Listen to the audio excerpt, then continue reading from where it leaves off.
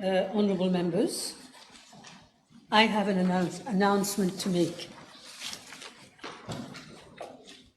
Honourable members, I'm pleased to inform the House that Mrs. Bibi Safina Luton has been appointed Clerk of the National Assembly on contract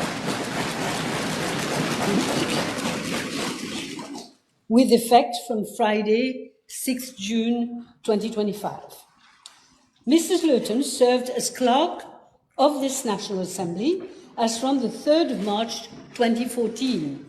After 22 years of committed and valuable service to the National Assembly, Mrs. Luton chose for personal reasons to conclude her career on the 1st of May 2023, earlier than expected, leaving behind a legacy of dedication and professionalism. She was recently appointed as my advisor on 30th January 2025 and has helped me immensely at the beginning of my speakership. I'm sure that I will be able to count on her again in her new post as clerk. On behalf of all honourable members and the staff of the National Assembly, and in my own name, I extend my heartfelt congratulations to Mrs. Luton on her appointment as clerk of the National Assembly, and I wish her every success in her new responsibilities. I thank you.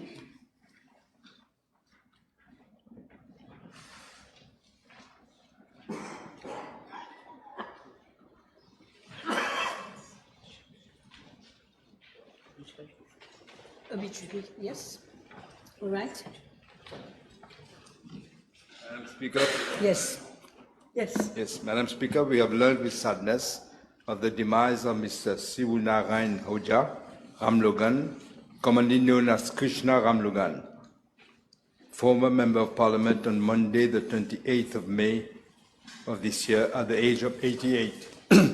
Born on 20th of December 1936 in New Grove, Mr. Ramlogan completed his primary schooling at Rosebell Government School, and he then attended Mauritius College at QPIP for his secondary education. Mr. Ramlogan started his professional career as an English teacher, and he adhered to the PMSD in 1966. He then contested the 1967 general election for the Legislative Assembly under the banner of the Parti Mauritian Social Democrat for constituency number 17, QPIP Midlands, and was returned as third elected member of the said constituency. In 1969, he was appointed Parliamentary Secretary to the Ministry of External Affairs, Tourism and Immigration, a post which he held until 1973. He was then appointed the first Chief of Protocol of the Government of Mauritius, responsible in overseeing diplomatic, state and official visits. He was appointed as Public Relations Officer at Air Mauritius later on. Mr. Ramlogan was elected Municipal Councillor for the town of QPIP in the year 1968. In 1983, he was appointed as a member of the Board of Commissioners for the Municipality of QPIP, a position he held until 1985. Mr. Ramlogan was also a social worker and former member of the Swastika Association, and was involved with the fundraising as well as the erection of the Swastika Temple at Pasteur Street, QPIP. Madam Speaker, may I kindly request you to direct the Clerk of the National Assembly to convey the deep condolences of the Assembly to the bereaved family. Thank you. Yes. The Honourable DPM also associates himself. Honourable Leader of the Opposition. Thank you, Madam Speaker. Madam Speaker, on behalf of the Opposition, I associate myself with the tribute paid by Dr. the Honourable Prime Minister to late Mr. Ramlogan Siwunarayan Hoja, also known as Krishna Ramlogan. Madam Speaker, may I kindly request you to direct the Clerk of the National Assembly to convey our deep condolences to the bereaved family. Thank you, Madam Speaker. Thank you.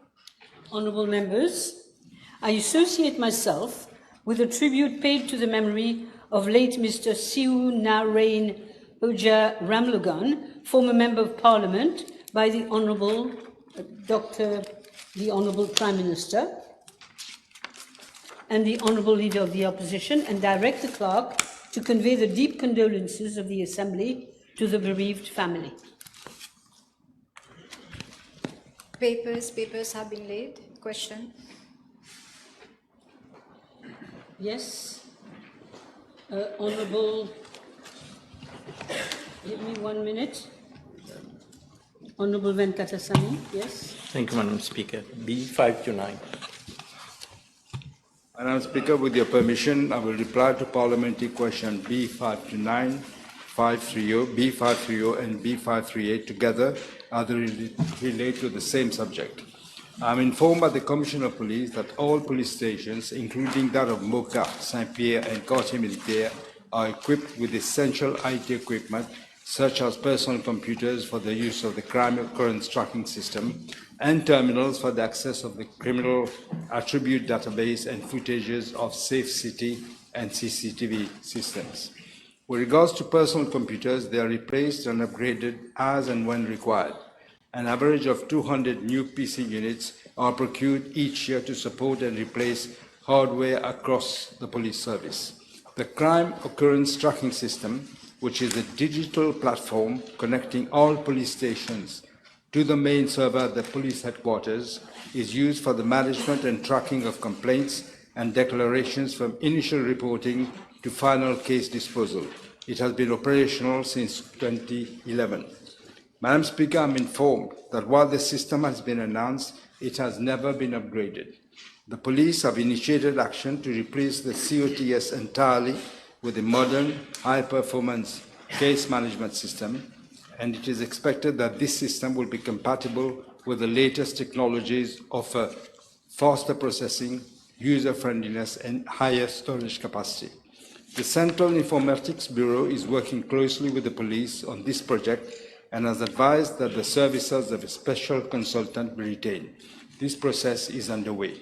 As regards to the access to the criminal attribute database in the police stations, I'm informed that it has not been upgraded since its implementation in 1999.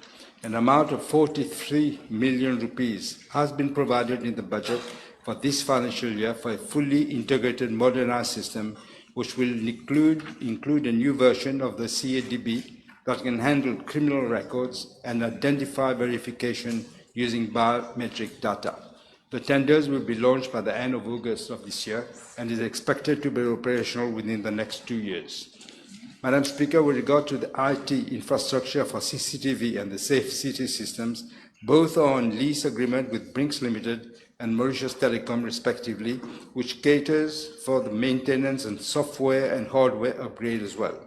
The technological upgrade for the CCTV cameras are presently being undertaken by Brinks Limited. As for the Safe City camera systems, according to the lease agreement, a technology refresh is due in December 2025. Madam Speaker, this is the legacy left by the previous government. Outdated systems, under-equipped stations, and a police force left behind in the digital age. We are now moving from a decade of neglect to an era of progress and reform. As clearly stated in the government program 2025-2029, digital transformation of Mauritius will be one of the major reforms to be undertaken. In this respect, as announced in the budget speech, we are coming shortly with a Cyber Security and Cybercrime Act, which will be aligned with international standards. A Cyber Security Operations Centre will be set up based on the UK model. Madam Speaker, government will continue to invest in a police force that is digitally enabled, secure, and ready for the future. This is the kind of bold, forward-looking reform that the police has long needed and my government has pledged to deliver. Thank you. Honourable members, PQ B531, we've been advised that that PQ has been withdrawn. So I will now call on the Honourable Member for Grand Bay Poudre d'Or. Mr. Bijan. Thank you, Madam Speaker. B532. Madam Speaker, I'm informed by the Commissioner of Police that the Grand Bay Police Station covers an area of 11 square kilometers and some 20,000 inhabitants. The surrounding areas of Sans-Souci, Anse-Larrey, Petit Paquet, Saint-François, Caledine, Petit Camp, Melville, and Camp-la-Serpe, amongst others, fall under the jurisdiction of Grand Gobe Police Station. In regard to part A of the question, I'm informed that 51 police officers in the following ranks are posted at Grand Gobe Police Station. 1 chief inspector, 2 inspectors, 1 sub-inspector, 15 police sergeants, 2 women police sergeants, 20 police constables, and 10 women police constables. Furthermore, the Grand Gobe Police Station is supported in the exercise of its functions by other units and branches of the police, such as the Goodland Central Investigation Division, the Northern Division Supporting Unit, the Field Intelligence Unit, the Anti-Drug and Smuggling Unit based at Pododo, the Emergency Response Service, the National Coast Guard at Grand Gobe, the Police de l'Environnement of Troubiche, and the Traffic Police. In regards to part B1 of the question, I'm informed that 2 police vans are allocated to Grand Gobe Police Station. In regards to part B2, the 454 contraventions have been established in the year 2024 and 332 during the period from January 2025 to 11th of June 2025. All the contraventions were related to road traffic offences except one established in 2024 was the offence of noise pollution causing nuisance. Thank you. Yes, all right. Thank you, Madam Speaker. Allow me to mention that many repeated concerns. Question, not statements. Okay. Question? Yes. Thank you, Madam Speaker. So, I have been made aware that can the Honourable Prime Minister inform the House whether additional measures will be planned to address issues of law and order in regions of Grand Gobe? Thank you. Yes, in fact, we are doing, the Commissioner of Police is looking at all the police stations across the island to see what can be done. And I should have added that he's also doing a special crackdown operation to be carried out because of the noise pollution caused by motorcycles with inefficient silencers and drivers operating motor vehicles under the influence of alcohol or illicit drugs, and music from bungalows and guest houses on the public beaches. Is that all right? Yes, the Honourable First Member for Portfish North and Moortime Long. Thank you, Madam.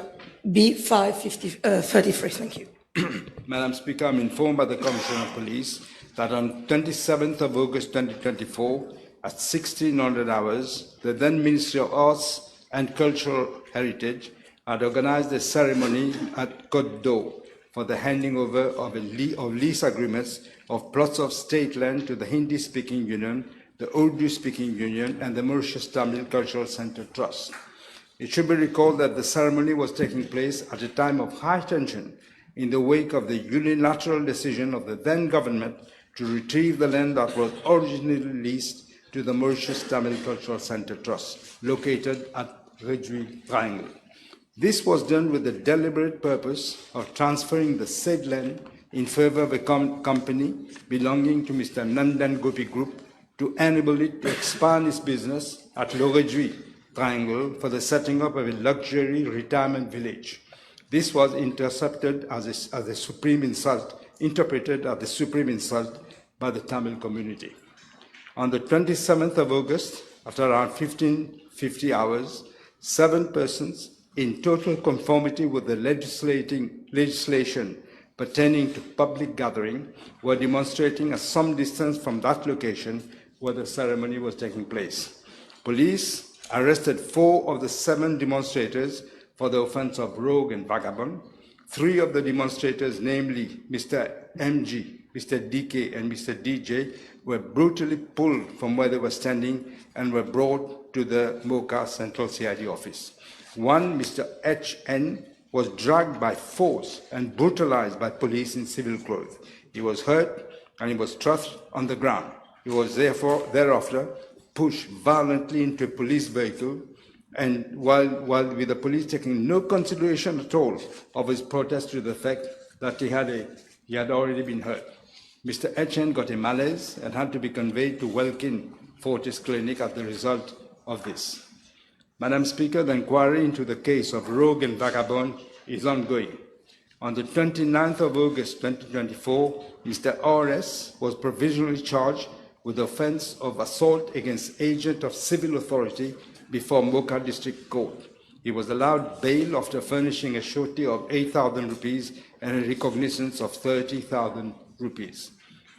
Madam Speaker, in regard to Part A of the question, I am informed that the police officers had recourse to the use of force against the demonstrators, as according to them, the demonstrators were resisting the arrest. This was not the case. You could see it on the video. Even though the matter was videotaped and went viral on the social media, the brutal acts committed by the police were not inquired into by the Independent Police Complaints Commission. In regard to Part B of the question, I'm informed by the Commissioner of Police that as per records, no private bouncers were present during the protest at Côte d'Or on the 27th of August, 2024. Yes, Abby? Yes, all right. The Honourable Second Member for Rodrigues. Thank you. B534.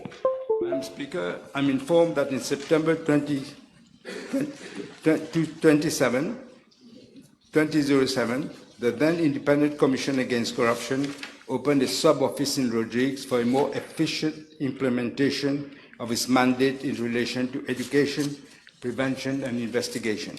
I'm also informed, Madam Speaker, that at present 27 cases are being investigated by the Financial Crimes Commission sub-office in Rodrigues, and the number of officials who have been facing or are facing investigation in Rodrigues is 29. In regards to service providers and contractors who have been or are facing investigations, 9 service providers are currently undergoing investigations in connection with the award of contract of government projects. Yes, Mr. François. Thank you, Madam Speaker, and I thank the Honourable Prime Minister for his answer. May I ask the Honourable Prime Minister, from the officials, the 29 officials, whether there is involved any high-profile person, not to say serving politician, for conflict of interest, bribery, influence on decision of procurement, allocation of state lands, fraud by abusing their position for a direct or indirect interest for himself or any close relatives. I'm not able to say that, Madam Speaker, because the investigation is ongoing. Of course. Second. Second one, Madam Speaker, following a letter from the Rodrigues Public Service Unions, Platform Syndical Rodrigues, addressed to the Honourable Prime Minister, I'm in a copy, may I ask the Prime Minister whether he is agreeable to use his good office to request the Commission, in line with the principle of good governance, to liaise with the unions and the Regional Assembly for the setting up of anti-financial crime practices in Rodrigues to eliminate financial crimes. Can't really give instructions to the FCC, but I can pass on the message. Thank you. Thank you. Yes, Honourable Second Member for. I'm sorry. Honourable Second Member, yes, for Rivière des Anguilles, Chouillac. Thank you, Madam. Question 535, please. Madam Speaker, I'm informed that no officer in the public service based in Mauritius is being paid salary or benefits in foreign currency except for foreign nationals whose services have been enlisted in view of their technical expertise and in line with the terms of their contracts. However, ambassadors and officers of the diplomatic cadre who are posted in Mauritius missions abroad are paid salary in foreign currency in accordance with the recommendations of the PRB. They also pay the foreign service and other allowances in foreign currency. Madam Speaker, I wish to refer the Honourable Member to my reply to Parliamentary Question B410 for the sitting of the 6th of May of this year in relation to the salary and fringe benefits drawn by Mr. Bikari, former Director General of the Financial Crimes Commission. I wish to reiterate that when Mr. Bikari assumed duty as Director General of the now defunct ICAC, he was drawing a salary of 375,000 rupees monthly, however, payable 50% in Mauritian rupees and 50% in US dollars. When his appointment was renewed for a further period of 5 years in 2021, his monthly salary was revised to 420,000 rupees, payable again 50% in Mauritian rupees, 50% in US dollars. However, following the establishment of the Financial Crimes Commission in March 2023, Mr. Bikari was drawing a monthly salary of 525,000 rupees as Director General of the Commission, that is an increase of 105,000 rupees. Yes, you're all right with that? Yes, the Honourable Second Member for Vieux-Grand-Port-Rosebel, Mr. Seaburn. Thank you, Madam Speaker. It's question 5 stroke, is question B stroke 536, please. Madam Speaker, I wish to inform the House that the government has injected funds in the form of equity into Mobank Limited through the Mobank Holdings Limited, where government is the sole shareholder. Mobank Limited is a subsidiary owned by Mobank Holdings Limited. I'm informed, Madam Speaker, that over the period of from September 2015 to November 2024, government has injected funds amounting to 3.69 billion rupees. As follows: 1.5 billion rupees on the 17th of September 2015 for the acquisition of shares in ex-Mauritius Post and Cooperative Bank Limited and ex-National Commercial Bank Limited. B, 300 million rupees on the 29th of October 2015 to enable Mobank to meet its regulatory capital requirements. C, 1.3 billion rupees on the 13th of January 2016 to enable Mobank Limited to meet its regulatory capital requirements. As I said before, again, same thing. D, 500 million rupees on the 1st of April 2024 for the growth and expansion of the bank. Government, I must say, Madam Speaker, has not yet received any return on the investment from Mobank Holdings Limited since its incorporation in September 2015. Thank you. Yes, the Honourable Second Member for Rodrigues. Thank you very much. B537. Madam Speaker, concerning part A of the question, I have been informed that the projects and programs relating to Rodrigues Island have been included in the total amount of public sector investment program of 2025-2026 to 2029 to 2030. In this regard, for the financial year 2025-2026, a total provision of 785 million rupees has been made in the performance-based budget estimates of 2025-2026 under the program 0205 Rodrigues and Outer Islands as capital grant to Rodrigues Regional Assembly for appropriation by the National Assembly. Madam Speaker, I wish to inform the House that in its budget for financial year 2025-2026, the RRA made a provision, that is the Rodrigues Regional Assembly, made a provision of 990 million rupees for the implementation of capital projects. However, taking into account the implementation capacity as well as the state of preparedness of the projects, government has provided 785 million rupees.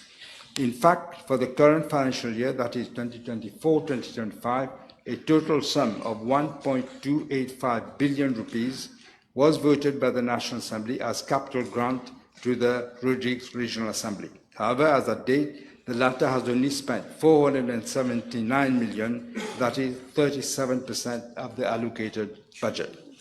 As regards to part B of the question, following discussions at technical level, a total sum of 5,605 million rupees was initially agreed between the Minister of Finance and the RRA for the financial year of 2025-2026 as follows: 4.82 billion for recurrent expenditure and 785 million for capital expenditure. However, on the 10th of April of 2025, the Rodrigues Regional Assembly presented a budget of 6 billion 86 million rupees in the Regional Assembly, of which 5 billion and 96 million rupees was for the recurrent expenditure and 990 million for capital expenditure.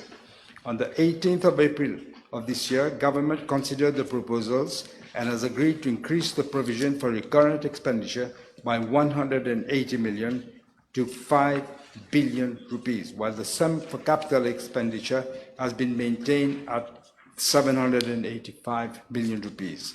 The Rodrigues Regional Assembly has already been informed of the budget allocation agreement by government for financial year 2025-2026, and the Rodrigues Regional Assembly will amend its budget accordingly. Madam Speaker, I wish to inform the House that in addition to the 785 million rupees provided as capital grant for the financial year 2025-2026, an amount of around 1.6 billion has also been included in budget for the various other projects. These include 1 billion rupees for the construction of the new runway at Plankorai and 340 million for water-related projects, as well as 60 million for drain projects in Rodrigues. I'm sure you can come back on all this during the debate. I will proceed with the next question, therefore. We don't have much time left. The Honourable third member, no, I'm sorry, the Honourable, I think we've done 538 already, so the Honourable second member for Rivière-des-Anguilles, Souillac. Merci, Madame. Question B539, s'il vous plaît. Madam Speaker, I thank the Honourable Member for asking this question. In fact, NG and Company Limited is owned by Nandan Gopi and Vinash Gopi, who were very, very close to the previous Prime Minister.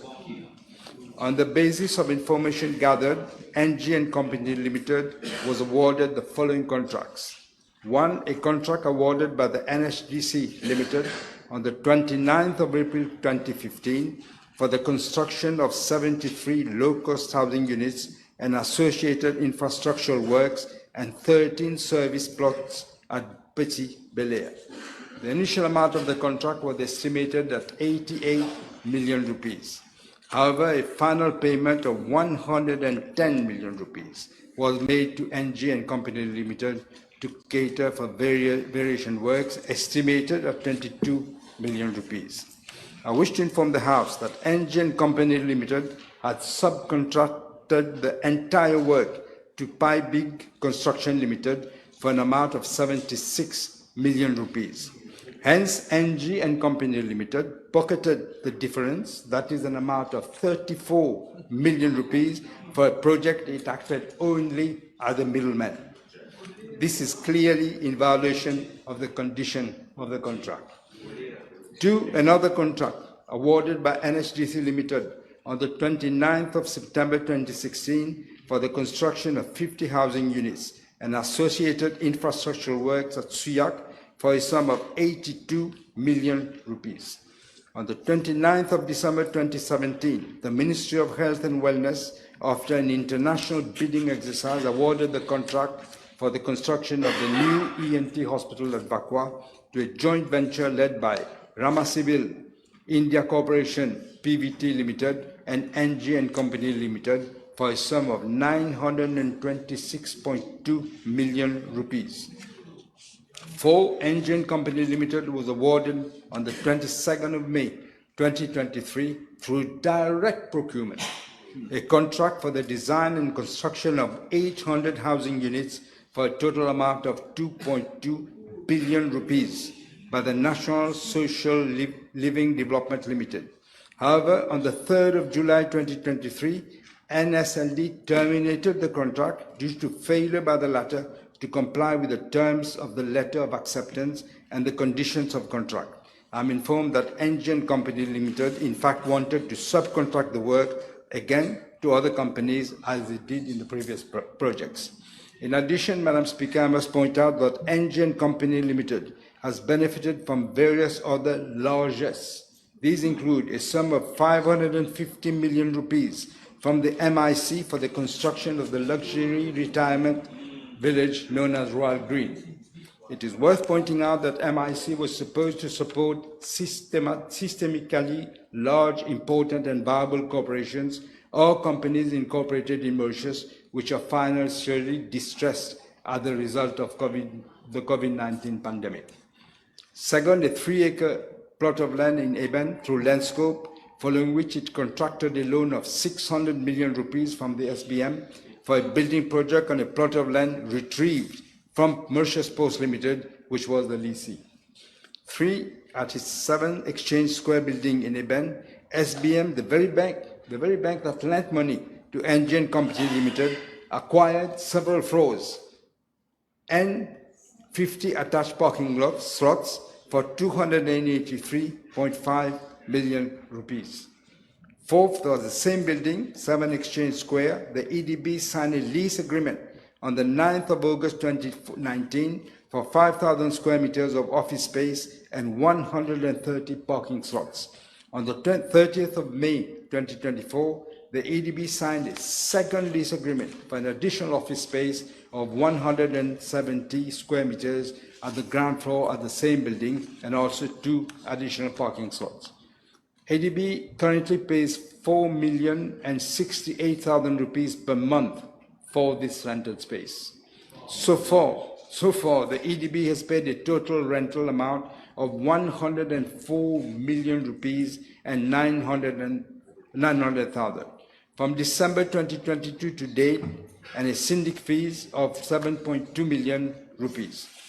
FSC pays 5,174,460 rupees per month to NG Company Limited for the rental of 5 floors and 135 parking slots at X7 Exchange Square. 6, a contract between Mauritius Telecom and Royal Green for the provision of medical services by the Royal Green Hospital to employees of MT for an estimated amount of 13,038,749 rupees for over 3 years. 7th, financial support from Industrial Finance Corporation Limited to the tune of 64 million rupees to Royal Green Healthcare Limited. 8th, Mauritius Ports Authority granted a lease of 25 years of a plot of 1 hectare of land in the port area of NG Marine Services, which is part of the NG Group of companies. 9th, NG Company Limited also benefited from a lease of state land for its luxury villa project, Asmara at Rivière-Noire, from which it pocketed hundreds of millions of rupees from the sale of the villas. Madam Speaker, the House may also wish to know that on the 15th of April 2024, a decision was taken by the then government to relocate the office of the Financial Crimes Commission on the flimsy excuse of infrastructural defects in the building. This was but a ploy to lease the land to NG Company Limited, which had already benefited from the land retrieved forcibly from the Tamil Cultural Center. This formed part of the strategy of NG Company Limited to expand its domain of the entire Rajwi Triangle with the blessings of the former government. Madam Speaker, let me also add a few words about the land scam initiated by the management of Landscope Limited in 2019, a few months, that is, before the general elections. This related to a decision of the board to allocate 550 acres of prime land in a strategically located area at the heart of Côte d'Or City project under the Landscope Development Scheme. This project was estimated at more than 25 billion rupees. Despite the fact that following an expression of interest exercise, 32 developers were deemed eligible to receive plots, the board, under the leverage of the cabinet and then the then Prime Minister personally, decided to allocate the land to only 2 companies, out of which 250 acres were to be given to NG and Company Limited. Madam Speaker, Mr. Gérard Sampeur, the then chairperson of Landscope, vehemently opposed the decision, raising serious concerns about the lack of transparency, fairness, and procedural irregularities. He stood firm despite thinly veiled threats for resisting a recommendation of the cabinet. He insisted that the matter be referred to the State Law Office. Following the advice of the State Law Office, the board had to rescind the contract, the decision, thus aborting what was going to be another scam, probably the scam of the century. Shortly after that, Mr. Sampeur resigned as chairperson of the board and as principal advisor to the then Prime Minister. Madam Speaker, the House will recall that just before the general election last year, a strategic plot of land in the area of Anse-Larrey Beach was allocated to Luxury Suisse Limited, another entity owned by NG Company Limited. In view of the major public outcry that followed, he had no choice but to abandon the project. Madam Speaker, if we compute the total figures NG Company Limited has so far benefited, it is around 2 billion rupees for various projects, around 205 million rupees for rental of office space to government entities, and around 1.25 billion rupees as direct financial support from SBM Limited, the MIC, and the Industrial Finance Corporation Limited. It should be pointed out, Madam Speaker, that Mr. Vinesh Gopi chaired several bodies, including the Tourism Authority, the Mauritius Multi-Sports Infrastructure, the Drains Infrastructure Construction, among others. Madam Speaker, all the information are given to the House show clearly that the MSM government has systematically, since 2015, weaved a cobweb of corruption, malfeasance, nepotism, and cronyism to bleed the country of important resources for their personal advantage. This is but one example how they fleeced the economy and left the country in the mess that find ourselves today. No, I'm sorry. Okay. No, time is up. I'm sorry, time is up. Time is up, Honourable Member. So, next time.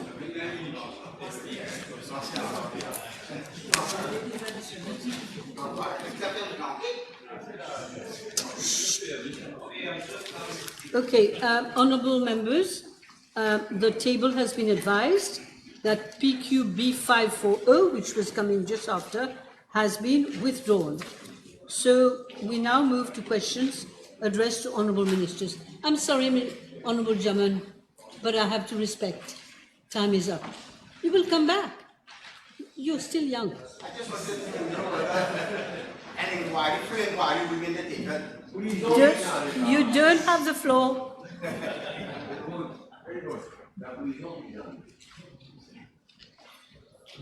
Yes, all right. Now, the Honourable Second Member for Belrose Quatre-Bois. Je vous remercie, Madame la Présidente. B542. Madam Speaker, I am informed that following the COVID-19 pandemic, the State Trading Corporation sold the services of its then service provider, namely Moriclean Limited, to disinfect its premises in view of resumption of work and other economic activities in May 2020. However, the latter was not operational during this period.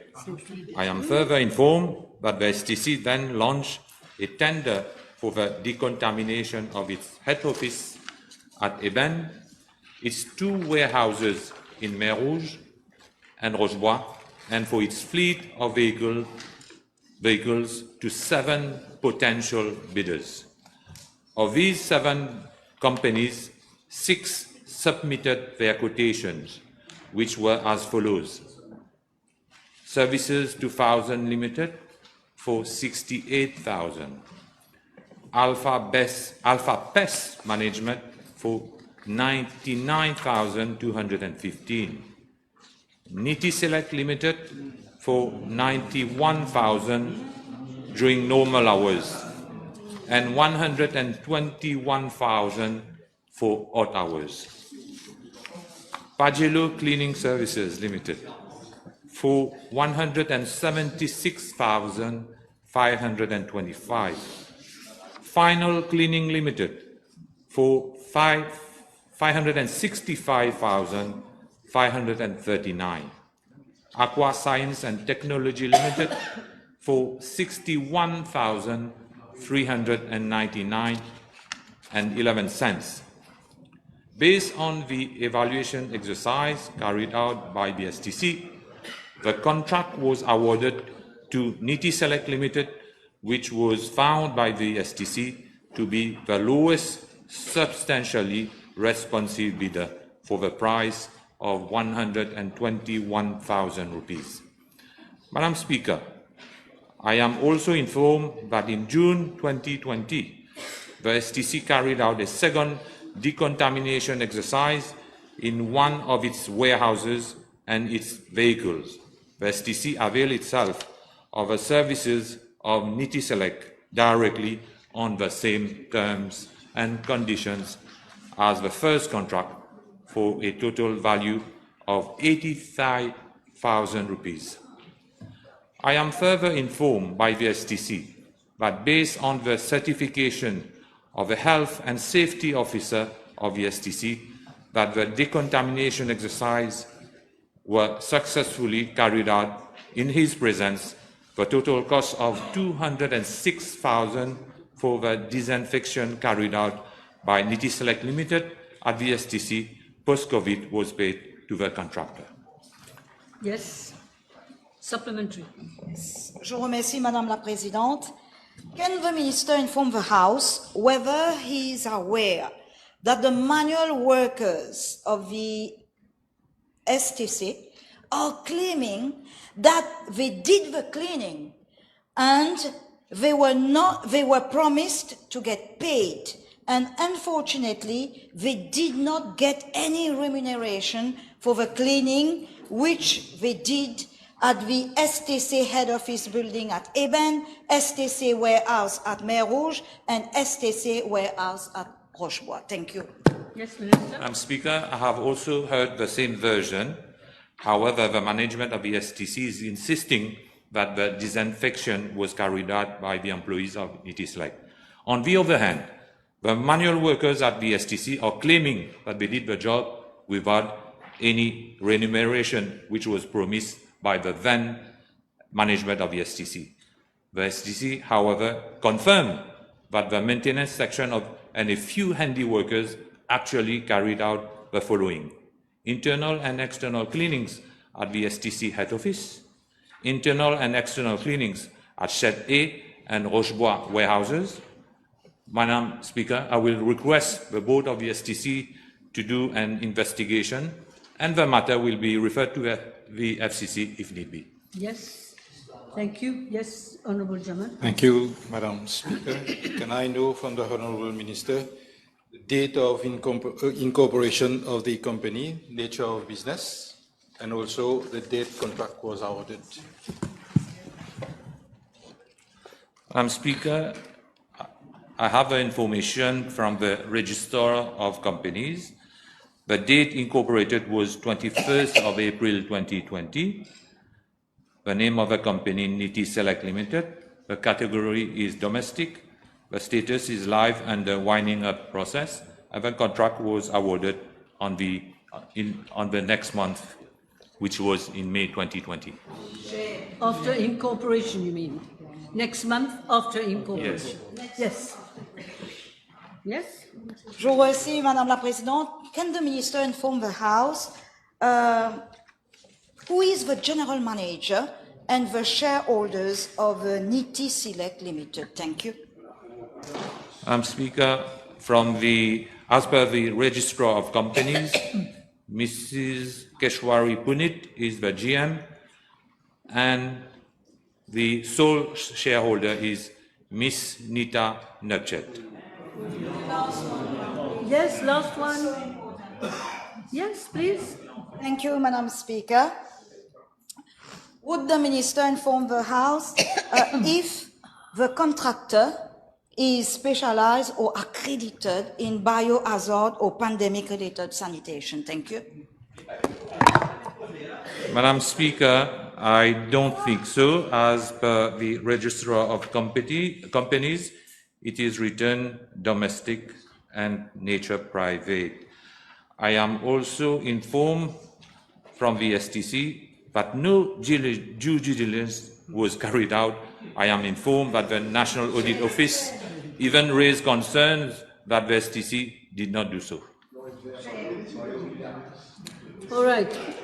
Honourable members, the table has been informed that PQB 543 has been withdrawn. So now we move to the second member for Quartier Militaire and Moka, Dr. Tanu.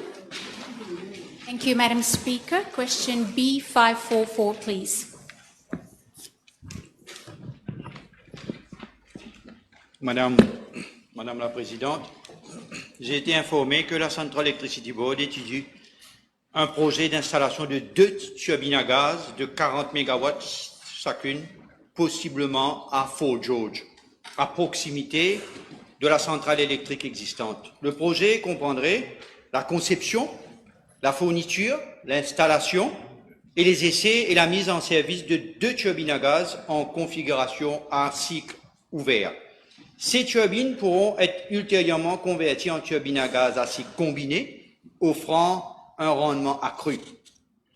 Madame la Présidente, cette proposition a été évoquée suite aux défis auxquels la CEB a dû faire face au cours des mois d'été de 2024-2025 en raison d'une augmentation significative de la demande d'électricité et des pannes fréquentes des moteurs des producteurs d'électricité indépendants et de la CEB en raison de l'entretien et des réparations. Les éventuelles turbines à gaz proposées seraient utilisées par la CEB pour répondre à la demande de pointe du soir et servir de secours d'urgence pour les projets d'énergie renouvelable. Mon ministère, Madame la Présidente, et mon ministère, le CEB, travaillent actuellement sur des mesures à court, moyen et long terme pour assurer surtout la sécurité énergétique et la transition énergétique verte. La CEB se concentre actuellement sur la mise en œuvre des mesures urgentes pour répondre à la demande d'électricité pour la prochaine saison estivale. Parallèlement, les travaux sont menés sur le lancement des nouveaux programmes et projets visant à dynamiser le secteur des énergies renouvelables, tout en développant des projets durables à long terme pour assurer une plus grande résilience du secteur énergétique. Merci. Yes. No, yes?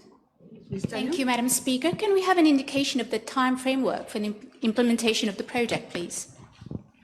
Je voudrais préciser que ce genre de projet prenne 2 ans à 3 ans pour se matérialiser. Nous sommes au stade de réflexion en ce qui concerne le court terme, le moyen terme et le long terme. Dans le court terme, ce sera la sécurité énergétique du pays. Dans le moyen terme, des projets tels que 2 ans, 2 ans et demi, et dans le très long terme, 4 ans, 5 ans pour la vision énergétique du pays. Yes, all right. So now we move to second member for Belrose Catobon. B545. Merci. Thank you. Madam Speaker, according to information available, works related to the greening and embellishment of Hillcrest Avenue, Sudnak, a classified road, were implemented in the year 2022 at a cost of around 3 million rupees. Consultations were then held by the Ministry with relevant authorities, namely the then Minister of National Infrastructure and Community Development, the RDA, the Energy Services Division, the Municipal Council of Catobon, including the Traffic Management and Road Safety Unit. Madam Speaker, the Traffic Management and Road Safety Unit had submitted its recommendations for the project, namely with regard to proper visibility at each junction, height of trees and bushes, as well as flower pots, so that they do not constitute a road safety hazard. All the recommendations were taken on board by the Ministry then. Madam Speaker, I received many representations from inhabitants of the region and also the MPs of the region with regard to road safety and the removal of the flower pots. My ministry therefore intends to convene a stakeholders meeting to reassess the project. My colleague of the constituency number 18 will be consulted accordingly. Yes, I'm sorry. No problem. Are you all right? Yes, one question. Yes, one question. Je vous remercie, Madame la Présidente. 3 millions. 3 millions dépensés pour des pots de fleurs qui nuisent à la visibilité et mettent en danger les usagers de l'avenue Hillcrest. C'est inacceptable. Will the Minister inform the House whether he intends to meet with all relevant stakeholders to reassess the situation and take the appropriate corrective measures in the interest of the public safety? Thank you. Madam Speaker, I've said so. Myself, I'm not satisfied, but we are maintaining what has been done, which I can't say it's a mess, but it's creating a lot of problems, and all those reside and use the Hillcrest Avenue, which is a class road. I'm sure my colleague Honorable Ganesh has also received reference. So we'll be looking into the project and liaise with you and other colleagues to see what can be done to remedy the situation and do something better. Thank you. Thank you. Honourable members, PQ B546 and also PQ B561, we have been advised that they have been withdrawn. So now I move to Honourable First Member for Port Louis North and Montagnard. Thank you, Madam. B547. Madam Speaker, I wish to inform the House that children with disabilities, including 69 children with autism, are already being accommodated in 10 integrated units set up in 12 primary schools. These 12 10 integrated units are headed by trained educators to cater for learners with autism and have dedicated classrooms with the following facilities. 1, therapy services. 2, hot meals. 3, use of tablets. 4, transport facilities. Free transport facilities by bus is provided to the learners, and a refund system for bus fare for accompanying parents is provided by the Ministry of Social Integration, Social Security, and National Solidarity. And 5th, support of teacher assistants and carers. Activities such as Music Day, Sports Day, educational outings are also organized for these learners. Moreover, there are also around 30 learners with autism who are accommodated in the inclusive setup in the mainstream primary schools. These learners are also provided with the support of teacher assistants and carers and benefit from all extracurricular activities at the level of the schools. In addition, all learners with autism in both SEN integrated units and in the mainstream primary schools attend therapy services at the 7 special education needs resource development centers and the 3 special education needs resource development units, as scheduled by the allied professionals. Transport facilities are provided to them accordingly. Madam Speaker, I wish to highlight that in budget 2025-2026, my ministry has been allocated funds to a tune of 8 million rupees for the upgrading of existing 7 special education needs resource development centers and the setting up of 5 additional special education needs resource development units and 10 integrated units in primary schools. All necessary facilities will be extended to these units. My ministry will start the necessary procedures for the setting up and upgrading of these new units. Thank you. You happy, Ms. Sababati? Yes. Honourable second member for Vieux-Grand-Port. Thank you, Madam Speaker. Is question B/548, please. Thank you very much, Honourable Member. Madam Speaker, I wish to apprise the House that according to the MCI Act, a small planter is defined as a planter cultivating cane of an extent of less than 10 hectares. With regards to Part A of the question, I'm informed by the Sugar Insurance Fund Board that in 2014, there were 14,807 small sugarcane planters registered, and they harvested 863,113 tons of sugarcane, which produced 65,759 tons of sugar. With regards to Part B of the question, I'm informed that there were 8,037 small planters registered in 2024, and they harvested 396,405 tons of sugarcane, which produced 30,273 tons of sugar. It is evident from the above-mentioned figures that 6,770 small sugarcane planters have abandoned their fields. That is a decrease of 46%, which has resulted in a decrease of 54% in the sugarcane harvested and sugar produced. Madam Speaker, the production of sugar has drastically fallen during these 10 years, not only due to natural calamities and loss of market share, but also to the fall in the price of sugar that have driven many small planters to abandon the land. The rise in the cost of mechanization, the decrease in local labor force in the sugar industry, and the increase in transfer of prime agricultural land in favor of infrastructure has largely contributed to the fall in sugar production. There was a clear lack of commitment from the then authorities also to restructure the sugarcane industry. The government has made it a priority to revamp the sugarcane industry, to drive small planters as well as the corporate sector to move again in a more structured manner in the plantation of sugarcane and to make the sugar industry attractive again. As announced in the budget 25-26, the total revenue per ton of sugar will be increased to 35,000 rupees so as to encourage small planters towards replantation. Funding under the cane replantation scheme and cane replantation revolving fund have been enhanced in the budget to stimulate further production. These measures are expected to attract around 20,000 ARPA under cultivation. The targeted 5-year objective for sugarcane production has been set at 300,000 tons. Small sugarcane planters are important for this strategic initiative, and therefore the Ministry will ensure that they get full access to all support and schemes being made available. These measures will address and will tackle the cost of cane production issue and boost profitability to alleviate the difficulties presently being faced by small sugarcane planters.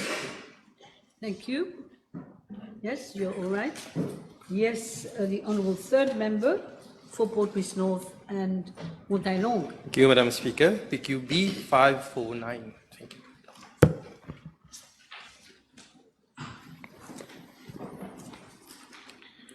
Madam Speaker, with regard to Part A of the question, I'm informed by the Local Government Service Commission, that is the LGSC, that since December 2014 to date, 10 Chief Executives and 11 Deputy Chief Executives have been appointed.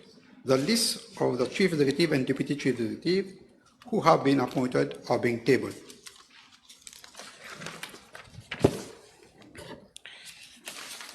As to Part B, subsection 1 of the question, there are 2 vacancies in the grade of Chief Executive, namely at Municipal Council of Kirpip and District Council of Saban. And there are 4 vacancies in the grade of Deputy Chief Executive, namely at Municipal Council of Katibol, Municipal Council of Bakwa Phoenix, District Councils of Boca, and District Council of Black River. Madam Speaker, arrangement has been made for the assignment of duties at the level of Chief Executive and Deputy Chief Executive on the basis of administrative convenience, pending recruitment in their respective grades by the Local Government Service Commission. The vacancies in the above grades have already been reported to the Local Government Service Commission on 11 December 2023, 13 May 2025, and 10 June 2025. Madam Speaker, I shall now answer to Part B, subsection 2 of the question, post of Chief Executive. Following the appointment of Mr. R.K. Nursing and Mr. D. Rikai to the post of Chief Executive in a temporary capacity, Mrs. T. Norsingen lodged an application for leave to apply for a judicial review against the decision and decision-making process of the Local Government Service Commission.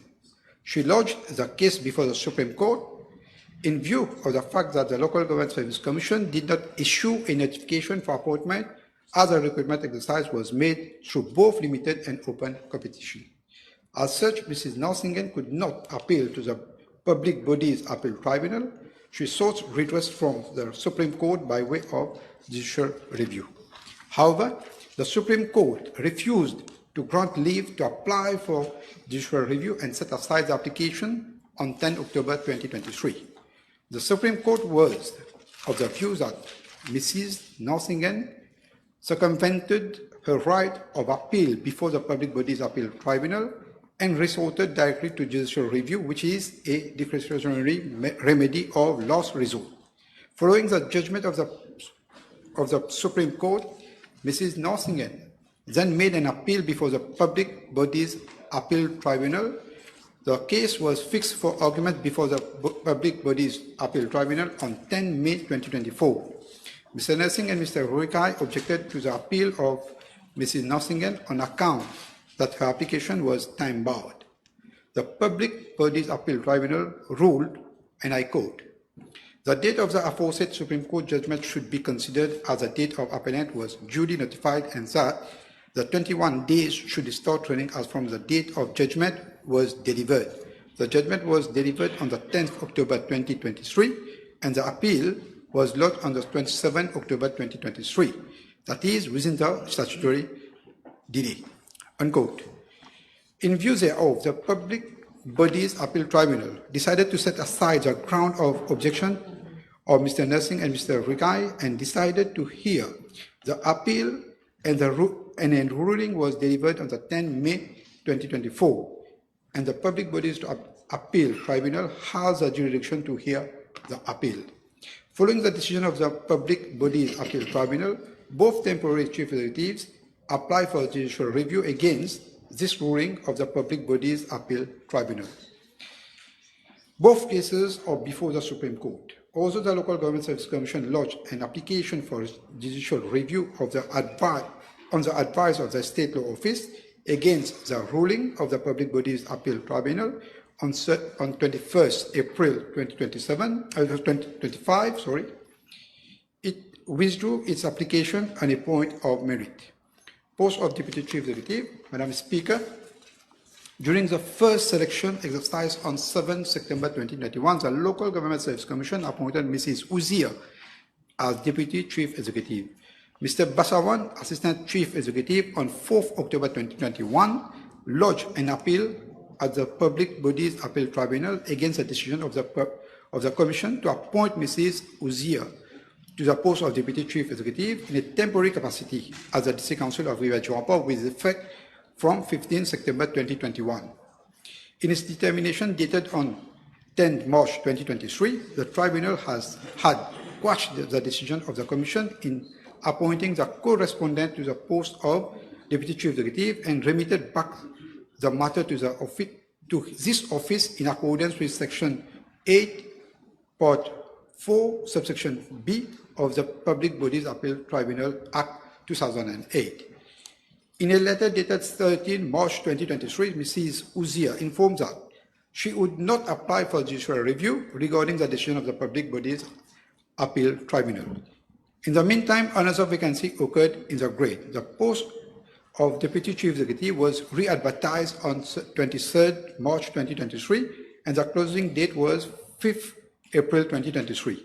The Commission had, on 4th May 2023, appointed Mrs. Uzia and Mrs. Dial as Deputy Chief Executive in a temporary capacity at the District Council of Roundabout and District Council of Roundabout, respectively, as from the date of the assumption of duty.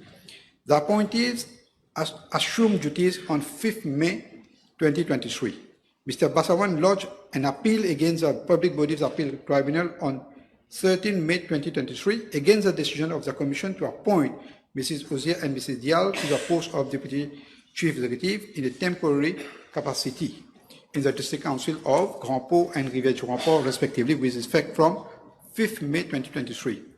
The matter was heard before the Public Bodies Appeal Tribunal on 12 September 2023. In its determination number D18 of 2023, dated 24 October 2023, the Tribunal quashed the decision of the Local Government Service Commission.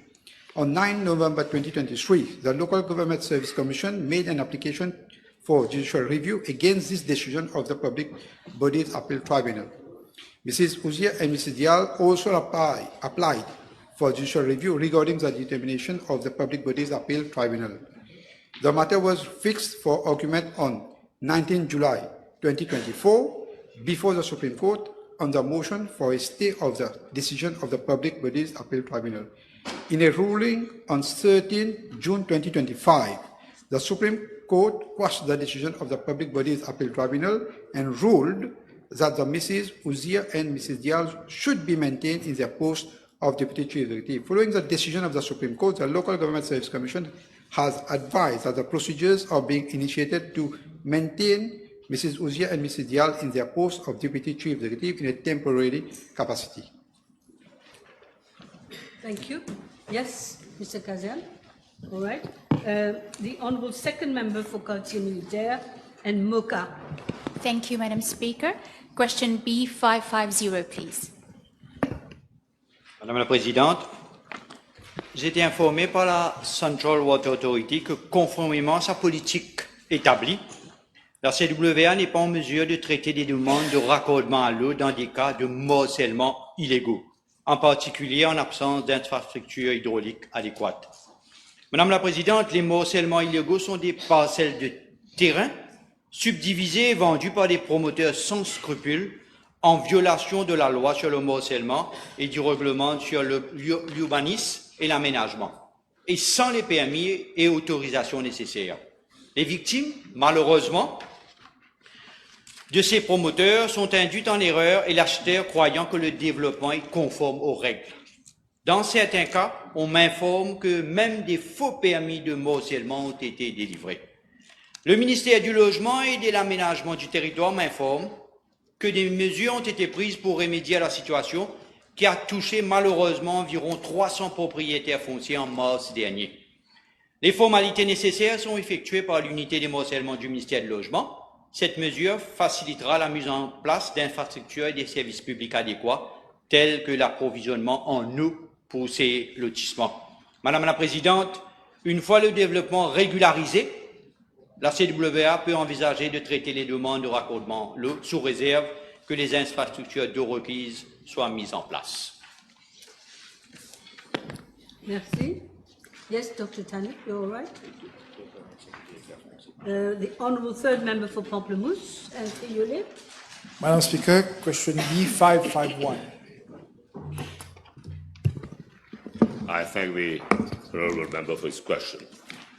Madam Speaker, from information obtained from Statistics Mauritius, the importation of vegetables over the past few years has increased from 25,000 tons to 25,280 tons in 2023 to 34,644 tons in 2024, representing an increase by 37% within a single year.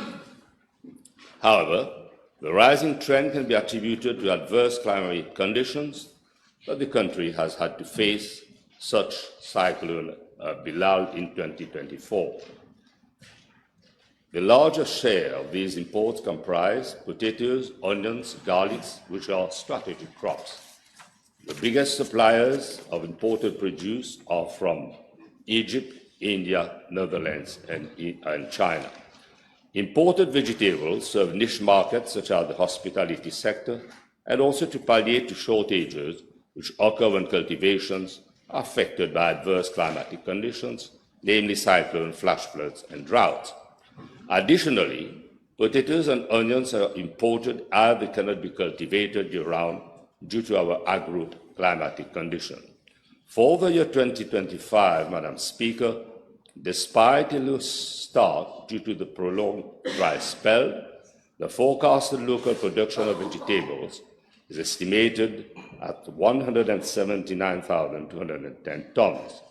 This will be sufficient to meet local demand, except for strategic crops like potatoes and onions, for which Agricultural Marketing Board is expecting to import some 13,000 tons, each to cater for unseasoned shortages. Madam Speaker, to make Mauritius a food circulation, the measures are now enunciated in the budget for consolidation of the agricultural sector speak for themselves, and action is being taken accordingly. There is a host of incentives that I will circulate to the Honourable Thank you. Member. Thank you very much, Minister. Yes? Yes, Mr. Rompney? Madam Speaker, can the Minister, taking into consideration the current retail prices of carrots and tomatoes, which are presently standing at approximately 200 rupees per kilo and 320 rupees per kilo, respectively, advise whether his ministry will consider the liberalization of the importation of vegetables with a view to better match supply with demand and thereby help bring down the price of vegetable on the local market. I am for liberalization, subject where there is regularity and predictability. But you know as well as I do that some growers do, I won't say that they're unscrupulous, but they're involved in price fixing. And I make it a point to go to the market on Saturday together with my colleague MPs from the constituency number 18. We go to Market Fair in Travaux, and as and when I have time, I have available time, I also go to the Central Market in Port Louis. Now, I'm not saying that the prices as high as the figures you've cited and given, but certainly, if ever there are unscrupulous growers, taking advantage and fleecing consumers, the matter also can be referred to the minister responsible for consumer. Thank you, Minister. Yes. Yes, I think it's Honourable Tanu, second member for Carlton-Chair.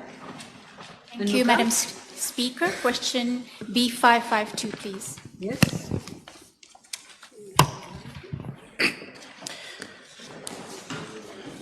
Madam Speaker, I am informed that the Cleaning Enterprises Employees Remuneration Regulation 2029, made under Section 93 of the Employment Relations Act of 2008,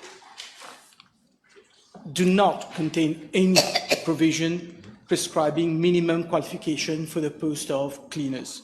Presently, each cleaning company is free to set its own minimum qualification when recruiting cleaners. I'm also informed that during the last comprehensive review of the cleaning sector conducted in 2011-2012 by the National Remuneration Board, no representations were received from stakeholders pertaining to a minimum qualification requirement for cleaners. As regards the public sector, the qualification requirements for employees engaged in cleaning activities are as follows. General workers should be literate. Handy workers should hold a certificate of primary education, now Primary School Achievement Certificate, PESAC, and office auxiliaries should possess the Cambridge School Certificate or equivalent. Should a representation be made for the provision of a minimum requirement for cleaners in the Cleaning Enterprises Employees Remuneration Regulation 2019, consideration will be given thereto. That's fine. Now I'm advised. Okay. The next one is first member for Port Louis North. Merci. B553. Madam Speaker, the Sugar Industry Labour Welfare Fund, SILF, is responsible for community centres. Social welfare centres fall under the purview of the Social Welfare Division of my ministry. Madam Speaker, with your permission, I would provide my reply in connection with community centres. I am informed that there is a total number of 138 community centres across the island. With regard to Part B of the question, the Sugar Industry Labour Welfare Fund Act does not provide for committees to manage the community centres. However, in a spirit of good governance, community development associations, CDAs, are established in community centres and are aligned with the provision of Section 4 of the Government Social Welfare Centres Act of 1961, which regulates the establishment of social welfare committees. Madam Speaker, accordingly, community development associations are established and comprise 1. A community development officer who serves as ex-officio member, and 2. members who are appointed by the minister on the recommendation of the Sugar Industry Labour Welfare Fund. The minister also appoints a chairperson from among the association. Yes. Merci, Madame la Présidente. L'honorable ministre peut-elle expliquer à la Chambre comment se fait les appels à candidature à ce sujet? Est-ce que les membres de l'Assemblée nationale sont consultés à cet effet? Et quelle autorité supervise ces élections? Merci. Madame la Speaker, il n'y a pas d'élection as such. No. Consultations are carried out with community leaders of the region falling in the vicinity of the region, of the center. Yes. Yes. The next question, B554, has been withdrawn. B555 now. Third member for Vieux-Grand-Port, Rosbel, Mr. Ramdas. Madam Speaker, B555 indeed, yes. Thank you. Madam Speaker, social welfare centers social welfare centers fall under the purview of the Social Welfare Division of my ministry. As regards the existing vacancies at the Sugar Industry Labour Welfare Fund, information is being compiled and a copy will be placed in the library of the National Assembly. Once the Finance Bill 2025 is adopted by the National Assembly and subject to the availability of funds, necessary arrangements will be made by the Sugar Industry Labour Welfare Fund to consider filling any existing vacancies. Thank you. Yes. The Honourable First Member for Port Louis North and Montaillon. B556. Madam Speaker, I'm informed that as at date, for a population of 1.2 million people in Mauritius, there are about 7,400,000 casualty cards and some 2,897,000 patient files in health record departments.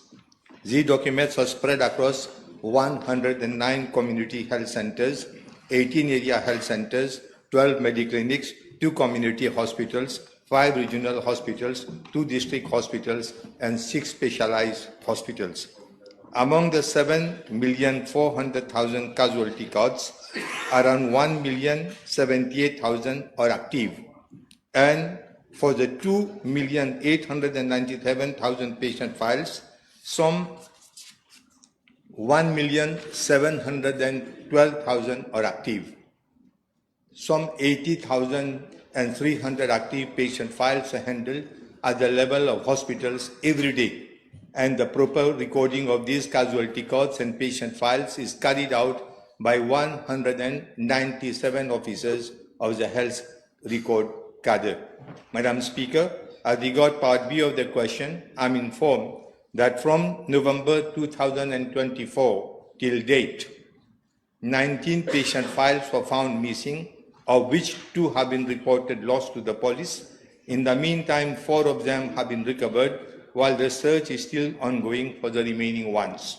On the other hand, 24 casualty cards and 349 patient files were unavailable when required, as they were in use in other departments within the hospitals. These medical records are ultimately recovered by the Health Records Department.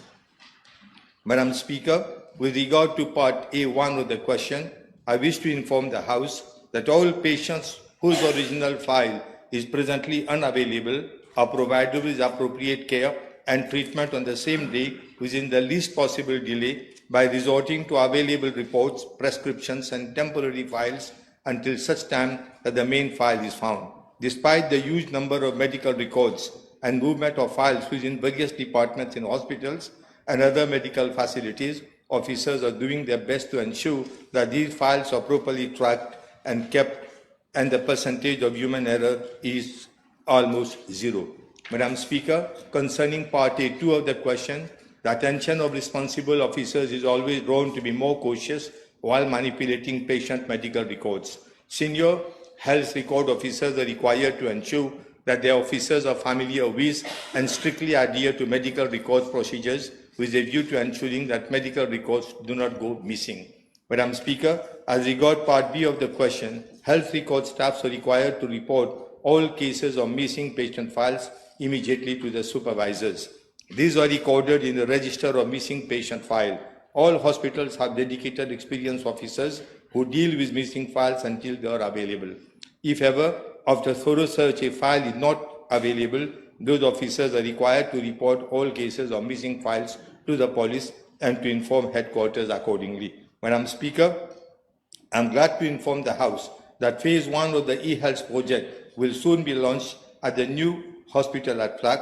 In the first phase of the rollout of the project, a patient administration system, PAS, would be implemented as well as a patient portal. The project will subsequently be extended to other regional, district and specialized hospitals and primary health care centers, including mediclinics. Madam Speaker, the implementation of e-health project will further consolidate one patient, one record concept and will ensure availability of medical patient data in real time. This technological advancement is expected to eliminate challenges associated with lost or misplaced medical files, offering instant access to crucial patient data with a simple click. The adoption of e-health system brings a multitude of transformational change as to how healthcare will be delivered and managed. One of the most immediate and impactful advantages is the elimination of issues related to loss or misplaced medical files. With the e-health system, all medical information will be recorded digitally in a centralized and secure database. This will ensure instant and reliable access to crucial patient data for authorized healthcare providers, regardless of their location or time of the day. This immediate accessibility is vital in emergencies, during consultations, or when the patient moves between different healthcare centers. Madam Speaker, what the previous government had not been able to do in 10 years' time is being accomplished by this government in 8 months. This is what we call real change. Yes. Merci, Madame la Présidente. On parle ici du cœur du mal dans les institutions de santé publique. En attendant le e-health, le ministre a-t-il envisagé une formation du personnel pour éviter ce genre de désagrément? Merci. Madam Speaker, I have Training. I have already explained that repeatedly they are undergoing training regularly, and I'm repeatedly drawing the attention. But being given that there is a lack of medical officers, I have been mentioning since the very beginning, 1,500 nurses are missing. Record officers we don't have. One record officer on average is dealing with about 50 to 60 files per day. That becomes extremely impossible. And that is the reason why, instead of warning them, threatening them, I'm trying to encourage them, I'm trying to get them all together, because within months we are going to move from one system to a modern system. Thank you, Minister. Yes, Dr. Umia, the expert. So-called. As part of the question to curb the recurrence of pending lost files or missing files, can I ask the Honourable Minister whether he will consider having a dedicated desk at all outpatients department in regional hospital in a temporary basis to assist relatives and patients to retrieve notes until and so forth the e-system become fully available? Thank you. You have already taken words from my mouth. In fact, in my budget speech, this is the proposition I am going to make. Fantastic. You will all get a chance to have a bite at this issue, which is very important. I've got 5 minutes left. You insist on another question? Yes, all right. Madame la Présidente, le ministre peut-il s'assurer que le personnel médical ait une approche humaine et ne refuse pas des soins aux patients, même si on ne retrouve pas son dossier? Merci. Madam Speaker, it's almost all human. All of us are human beings. At times when they get overloaded, this happens to all of us. So at times it do happens, and in such a case, we can't do otherwise because we are human beings. Thank you, Minister. Thank you. I've got 4 minutes left, so I will try a last question. That would be for third member for Port Louis North and Montagnard. D557. Thank you. Madam Speaker, I'm informed by the Road Development Authority that the maintenance and embellishment of roundabouts located along motorways and classified roads are undertaken either by private companies, government entities, or local authorities. Roundabout sponsorship is allocated on a first-come, first-served basis for an initial period of 3 years, with renewal possibilities subject to the satisfaction of the RDA. Presently, there is a total of 158 roundabouts located on motorways and classified roads, details regarding sponsorship of which are as follows. Out of the 40 roundabouts situated along motorways, 34 are being embellished and maintained through sponsorship by private companies. And second, out of 118 roundabouts located on classified roads, 61 are sponsored by private companies. With regard to part A1 and 2 of the question, with your permission, Madam Speaker, I'm tabling the information as requested by the Honourable Member in respect of the list of roundabouts sponsored by private companies. I'm also tabling information as requested in part B of the question regarding the remaining roundabouts not embellished and maintained by private companies, namely 6 on motorways and 57 on classified roads. Thank you, Minister. Yes. Maybe I have a last one. The Honourable Second Member for Grand Bay Poudre d'Or, Mr. Bijan. Yes, thank you, Madam Speaker. B558. Madame la Présidente, la Central Water Authority m'a informé qu'environ 1,7 km de tuyaux en amiante ciment ont été remplacés dans la région de Lowerville, le long de Bamboo Road, à Gowan Street, Farid Lane et Sitana Road. Cependant, les travaux de réfection de la route n'ont pas été réalisés. Madame la Présidente, comme je l'ai expliqué en réponse aux questions précédentes, PQ 152, 219 et 308, la raison du retard de la remise en état de la route dans le cadre de ce projet était due à des irrégularités de procédure dans la gestion du projet. La situation a maintenant été réglée et les autorisations nécessaires ont été obtenues pour procéder aux travaux en cours dans le cadre de ce projet. Je tiens à souligner, Madame la Présidente, que plusieurs kilomètres de route dans différentes régions de l'île sont en mauvais état et nécessitent une réfection suite aux travaux de pose de tuyaux effectués par la CWA. En plus d'avoir volé les tuyaux, bien sûr. Mon ministère examinera les travaux de remise en priorité. Des fonds ont été prévus à cet effet dans ce budget, donc la réflexion des travaux seront faites. Yes. Just one question. You have 1 minute. Thank you, Madam Speaker. For answer as well. Thank you. Can the Honourable Minister confirm to this House whether the inaction by the former government contributed to an excessive amount to repair similar road problems around the island so that the whole population can understand this? Oui, l'honorable membre a parfaitement raison, Madame la Présidente. Si on recommence à parler du 700 millions de roupies du projet Pipe Replacement Programme, avec le projet d'autres projets à 1 milliard de roupies qui a dépassé largement les 1,2 milliard de roupies. Ceci dit, nos routes n'ont pas pu être réasphaltées justement à cause les fonds ont été dilapidés par l'ancien gouvernement, donc enfin volés pour ne pas dire coquins, et cela sera fait dans les semaines à venir. Okay, I have one supplement. Okay.